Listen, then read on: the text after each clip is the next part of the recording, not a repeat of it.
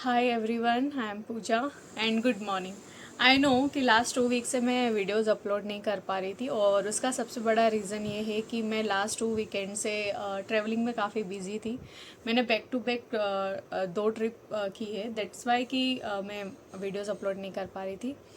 And आज इस video में मैं अपना जो मेरे जो सोलो ट्रैवलिंग है, जो मैंने फ़र्स्ट टाइम अभी सोलो ट्रैवलिंग करी है ये 2 ट्रिप में, उसको एक्सप्लेन कर रही हूँ। इस वीडियो में अपना एक्सपीरियंस शेयर कर रही हूँ कि मुझे क्या क्या प्रॉब्लम्स आई हैं और मतलब जब भी कोई पहली बार सोलो ट्रैवलिंग करता है, ख़ास करके इंडिया में गर्ल्स, एंड आई नो कि अभी तो सब कुछ नॉर्मल हो गया है, गर्ल्स भी आजकल most of girls solo travelling करती हैं और वो बहुत अच्छे से कर लेती हैं।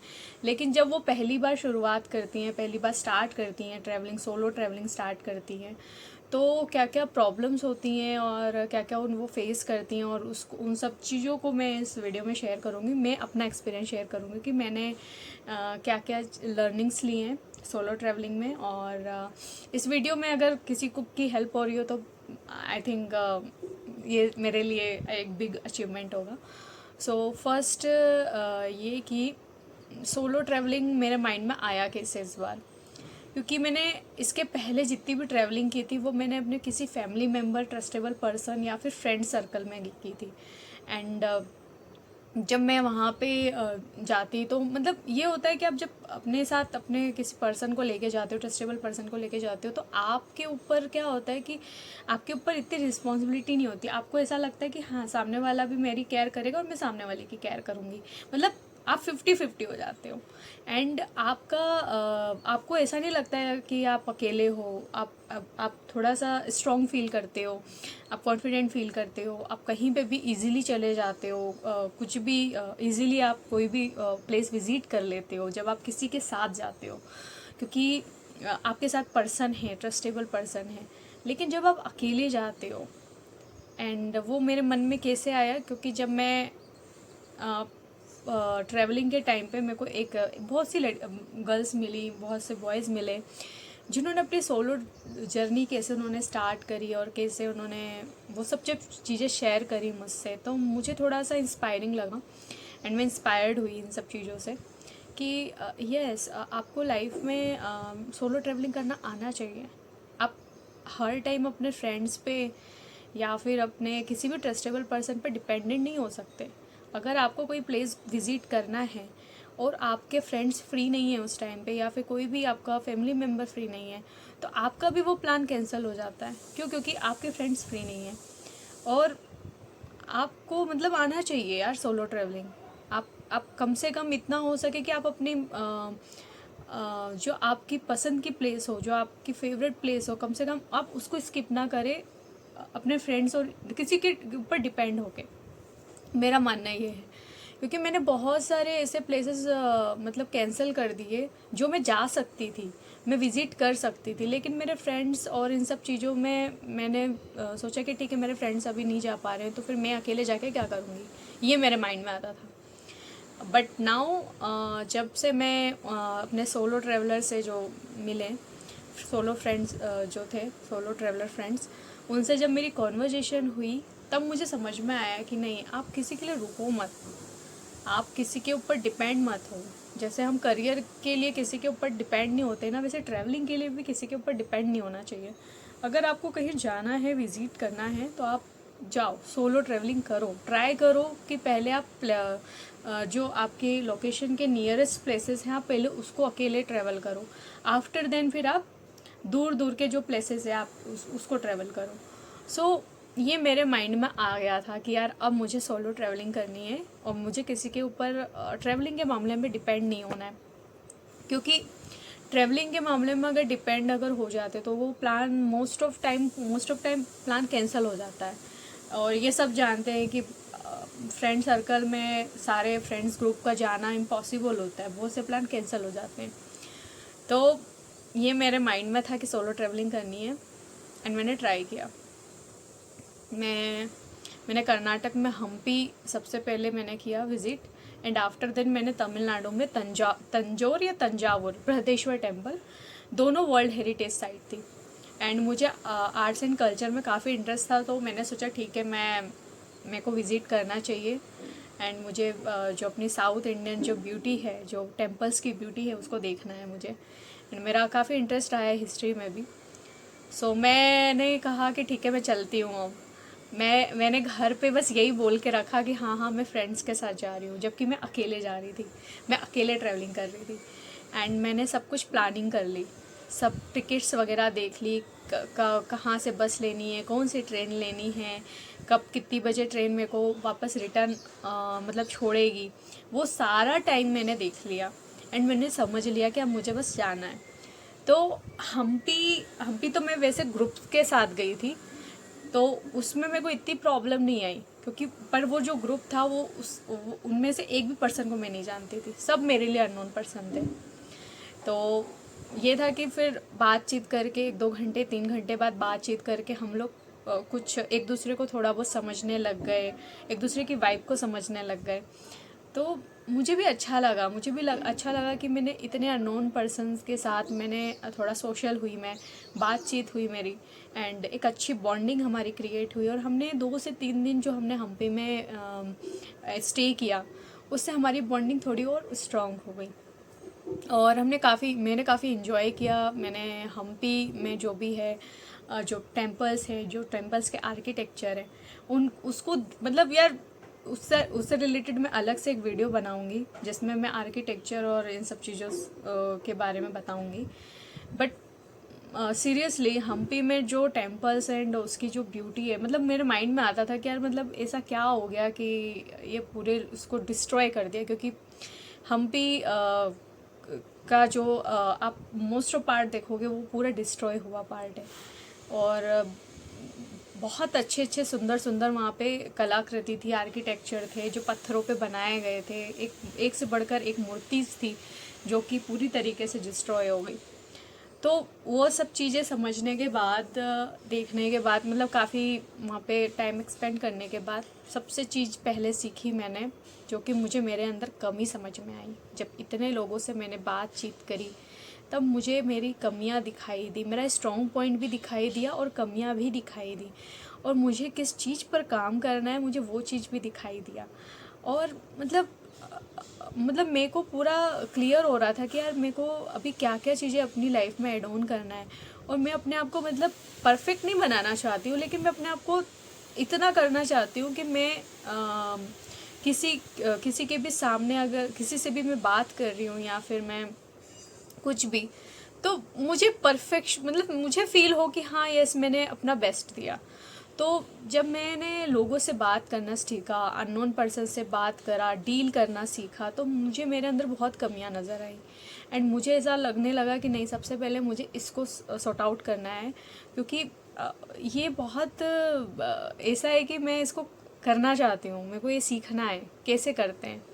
बहुत कमियां नज़र में आई, अपने आप को समझा मैंने, अपने आप को जाना, अपनी इनसिक्योरिटीज़ को जाना। एंड सबसे अजीब चीज़ ये लगा मुझे कि ये चीज़ें 4 दीवारी पे घर में बैठ के नहीं सीखी जाती। जब आप बाहर निकलते हो, लोगों से बात करते हो, तब आपको अपनी कमियां नज़र आ जाती हैं। जैसे मेरे अंदर मैं पहले लोगों से जैसे बात नहीं कर पाती थी, अननोन पर्सन से, लेकिन अब मैं बात कर लेती हूँ। ऐसा नहीं होता है कि मैं नहीं कर पाती, बट अब मैं कर लेती हूँ। लेकिन मेरी जो कम्युनिकेशन है वो मुझे अभी और स्ट्रॉन्ग करनी है। एंड सबसे अच्छी चीज़ कि मैंने मेरे अंदर जैसे एम्पैथी वाला जो पार्ट है, आई डोंट नो, बट मुझे ऐसा लगता है कि शायद मेरा एम्पैथी वाला पार्ट थोड़ा वीक है। मैं थोड़ा सा जल्दी जजमेंटल थिंक में आ जाती हूँ। एंड उसमें मेरे को पेशेंस रखना है। तो बहुत सी ऐसी छोटी छोटी सी चीज़ें मुझे अपने से रिलेटेड समझ में आई, अपनी कमियां समझ में आई कि मुझे किस किस चीज़ पे अभी काम करना है। एंड सोलो ट्रैवलिंग में सबसे बड़ी चीज़ सीखी मैंने कि खुद की रिस्पॉन्सिबिलिटी लेना, 100% खुद की रिस्पॉन्सिबिलिटी लेना, अपने आप को अपने माइंड को कुछ मामलों में कंट्रोल करके रखना, और इन्जॉय भी करना, साथ ही साथ रिस्पॉन्सिबिलिटी भी खुद की लेना।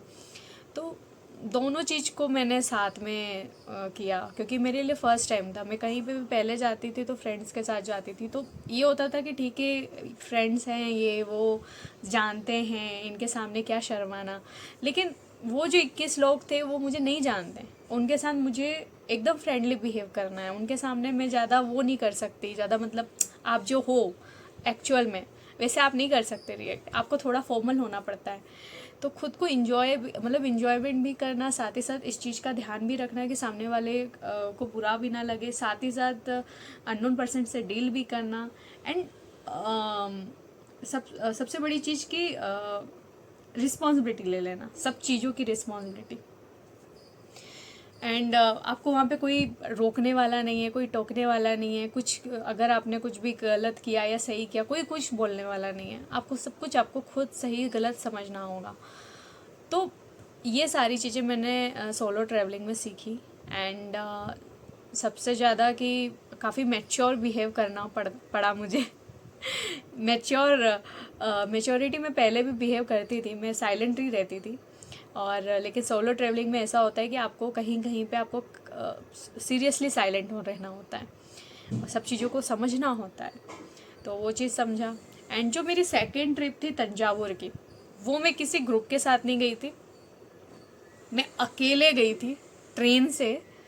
एंड मैंने ट्रेन की टिकट बुक करते टाइम मेरे दिमाग में था कि मैं अकेले जा रही हूँ, मैं कैसे हैंडल करूँगी चीज़ों को, मतलब क्या होगा मेरे साथ, मतलब ये ऐसी चीज़ें आ रही थी, मैं कैंसिल कर दूँ क्या मैं, मतलब इस टाइप का थॉट्स चल रहे थे मेरे दिमाग में कि मैं अकेले कैसे जाऊँगी। और घर पे ये बोल के रखा है मैंने कि मैं फ्रेंड्स के साथ जा रही हूँ, जबकि मैं अकेले जा रही थी, कोई भी नहीं था मेरे साथ, मतलब किसी ग्रुप के साथ नहीं, मैं अकेले ट्रैवल कर रही थी।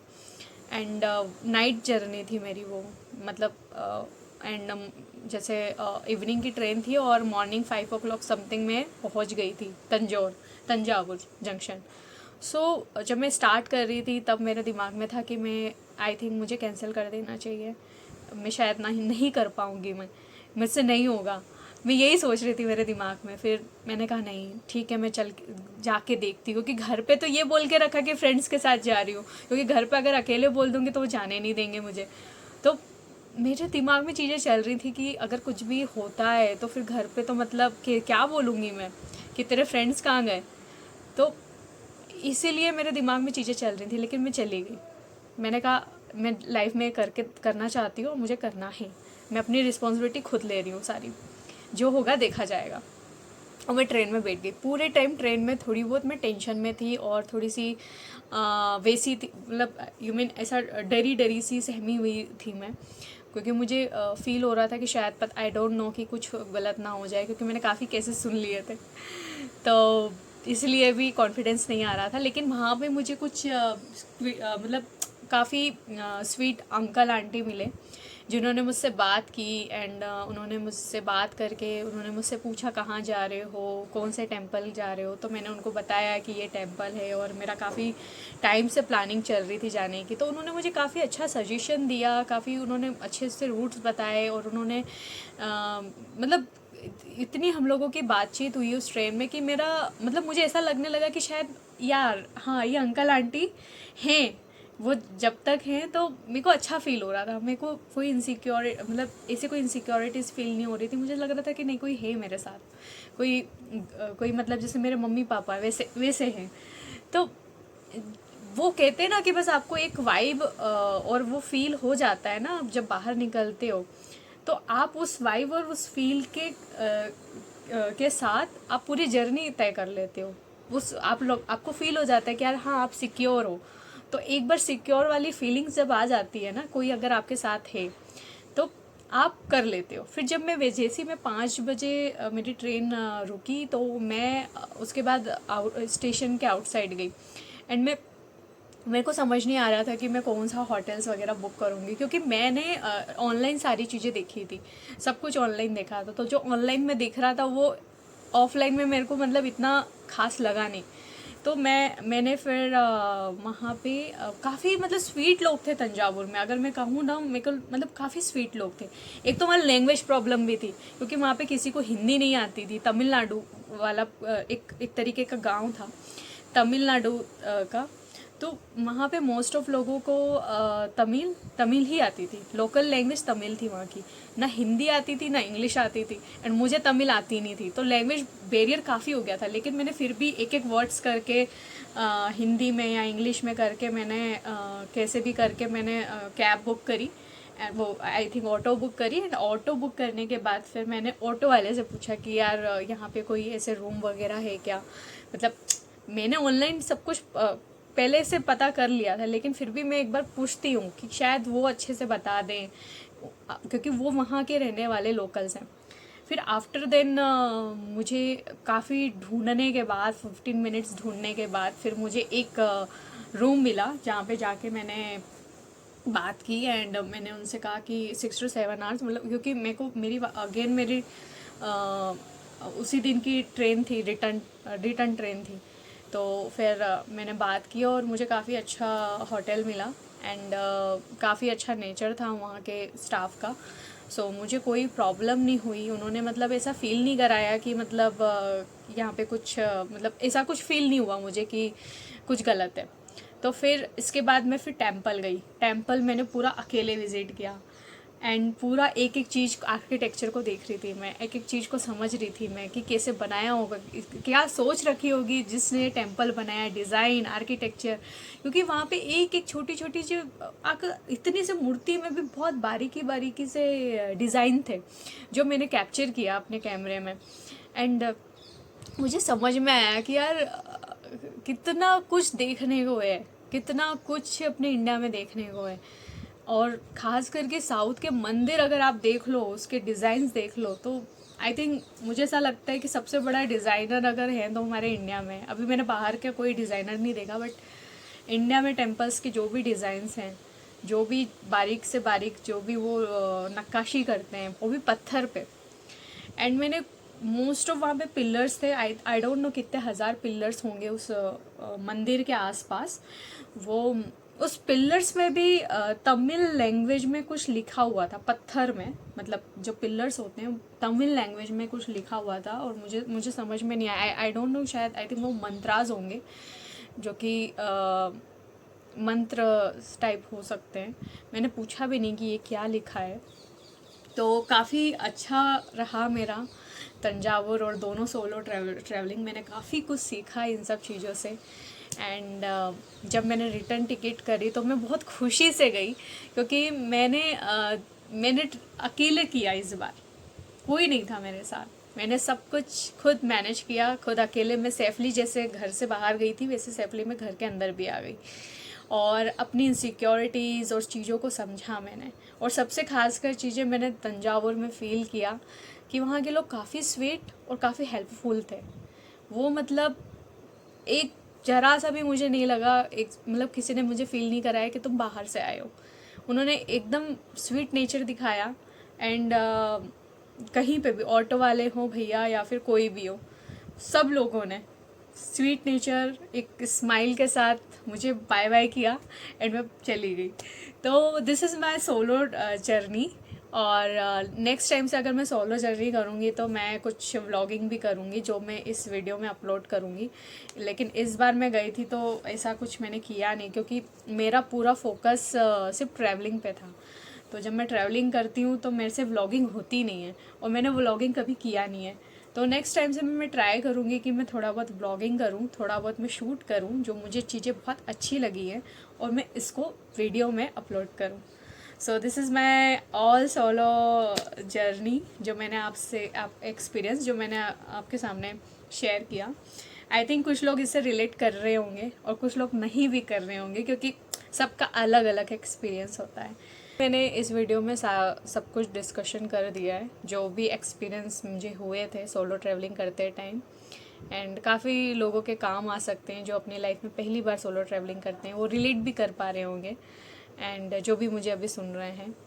सो अब मेरी जो भी वीडियोज़ आएंगी, अब मैं कंसिस्टेंसी मेंटेन रखूँगी, मैं डेली वीडियोज़ अपलोड करूँगी। अभी बस लास्ट 2 वीक्स से इसलिए स्किप हो गया, क्योंकि ट्रैवलिंग और इन सब चीज़ों में काफ़ी बिजी थी मैं ट्रिप में। एंड कुछ अदर वर्क भी थे, तो उसके कारण मैं वीडियोज़ अपलोड नहीं कर पा रही थी। लेकिन अब मैं वीडियोज़ मेरी डेली आएंगी, एंड आप भी मुझे कमेंट कर सकते हैं कि मुझे किस टॉपिक पे वीडियोज़ अपलोड करना चाहिए। और मैं नेक्स्ट वीडियोज़ जो मेरी होंगी वो मेरी एक्सपीरियंस से रिलेटेड ही होंगी, जो कि मैं शेयर करूँगी। ओके, तो हम मिलते हैं, बाय।